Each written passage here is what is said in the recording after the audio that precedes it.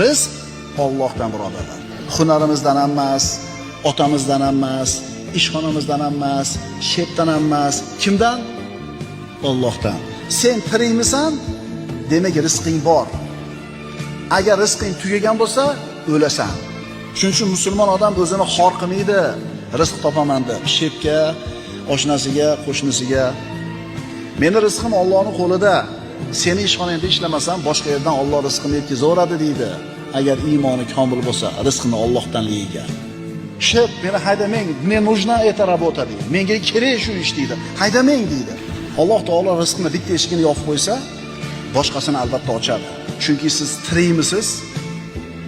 Robbis subhanahu va taolo sizni rizqingizni o'zini zimmasiga olgan. Xotirjam bo'ling, qo'rqmang, cho'chimang. Kursda o'ynashdan ham qo'rqmang, do'konlar buzilib ketdi desam qo'rqmang. Sizni rizqingizni Alloh o'zini zimmasiga olgan. Xotirjam bo'ling.